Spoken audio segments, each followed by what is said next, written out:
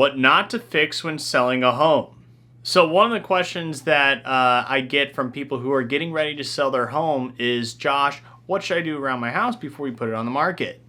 And this is a great question. It's one I absolutely love. It shows me that the sellers are serious and they're willing to do what it takes to get their house sold.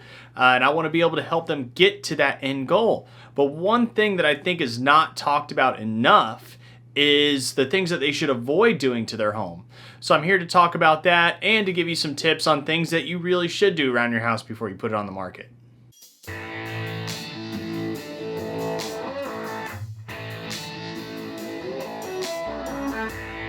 Hey guys, I'm Joshua Otto. I'm your real estate expert. I'm here to talk to you about some things that you should avoid doing to your home before you put it on the market, and also talk about some things that you should do. Now, before we continue any further, I just ask that you like the video, subscribe to the channel, and press that bell. All right, and if you have any questions, please comment below. So let's get right into it. So the first thing I'm going to say you should avoid doing is remodeling your bathrooms or your kitchen. All right, on average, this brings back about 70% of your investment. So if you put $10,000 into it, you're going to lose $3,000. All right, so it doesn't really make sense to do. If you are just moving into the home and you plan on using this in the future, then yes, go ahead, do it for your own comfort, get your money's worth out of it. But if you're doing it just to sell your house, it's not a really good idea. I would definitely avoid doing this. So the second thing I want to go over is replacing your flooring. Okay, so this also brings back about a 70% return. Unless you have very worn out carpet that's torn up and just doesn't show very well, I would avoid replacing any of the flooring. If your carpet is torn up, I would definitely encourage doing it. Just put in some builder's grade carpet, and you never know. You go and put tile throughout the house and the buyers come in, they don't like what you've done, so they have to replace it anyways. So it doesn't really make sense to do, and you're not going to get all your money back. The third thing I'd avoid doing is replacing your roof. Now, unless you've got leaks in your roof and the roof is caving in. Of course I fixed it. I said I'd fix it and I fixed it. So I guess we all know what Daddy can do now. Then, of course, yes, replace your roof, get it fixed, do what you have to do to make it livable. But if there's nothing wrong with the roof, don't go replacing it just because you want to. If you go and put a new roof on and it's asphalt shingles and they wanted tile, that's going to be not really a plus for them to have that brand new roof, or maybe they may not like the color. So don't go and spend a bunch of money replacing your roof. You'll be getting about a 60% return on that one. The next thing I would avoid doing is doing a partial repair or upgrade to your home.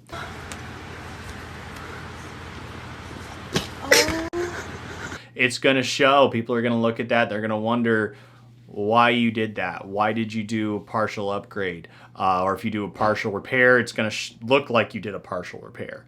So it's going to raise some flags to that buyer. They're going to look at it, they're going to notice it, and they're going to wonder, what are you hiding? Okay, so definitely avoid that. If you're going to go and do it all the way. All right, so the next thing I'm going to go over is what you should do around your house. All right, so the first thing I highly recommend doing is painting your home. All right, paint everything, the inside, the outside, the door trim, the door, the ceiling, the walls, everything you can think of that looks like it can be painted, paint it. It is your highest return. It's one of the cheapest things you can do, and it's going to make your house look like it is brand new. So I would highly suggest this one. Don't do anything too bold. Go with neutral colors, a light gray, white. Don't go and put, hot pink in your master bedroom. Well, that's Lulworth Blue, named after the swirling British mists of the beautiful Lulworth Cove. I would definitely not suggest doing that. Just keep to some neutral tones. The next thing I'd recommend doing, especially if you have an older home, is putting in new fixtures. All right, if you have a house that was built 50, 60 years ago, and you have the original fixtures, it's going to look like you have the original fixtures. So I would highly recommend upgrading your fixtures, do some high efficiency fixtures that you could help advertise and help sell your home by doing this. So it's It'll definitely make a big difference, especially if you paint the house. It'll look like it's a brand new room by the time you're done with it. The next thing I would suggest doing is decluttering your home. So if you have a bunch of knickknacks, a lot of papers, just hanging out on your coffee table, whole stack of magazines underneath your coffee table, or DVDs just laying around, make sure you put those things away. It's very distracting to the buyer. It's very hard for them to use their imagination of them being in the house when there's so much clutter. So definitely put that stuff away. Maybe have a yard sale, garage sale, get some cash in, get rid of those things. The next thing I would suggest doing is depersonalizing your home. All right, so this goes into decluttering, kind of the same category. Family photos, anything personal, just make sure to put it away where people can't see it. It'll help the buyer be able to use their imagination of them being in the home. And also, you're gonna have nosy people come in. You don't really want them looking at that stuff, so just put it away. The next thing I would suggest doing is cleaning your home. All right, the worst thing for a buyer to come into is a dirty home. You see dust on the ceiling fans, you see dust on the walls, you see cobwebs in the corners. Make sure to clean those up. Even your grout, make sure that's well cleaned. If you don't have enough time to really deep clean your house, I would highly suggest hiring a cleaning company to come in for one day. You'd be surprised on how inexpensive it is to have somebody come in and deep clean your house for you, and then you don't have to worry about it anymore. Get those photos scheduled and have a house that looks pristine and clean. All right, so the last thing I would suggest doing is cleaning up the landscaping around your home.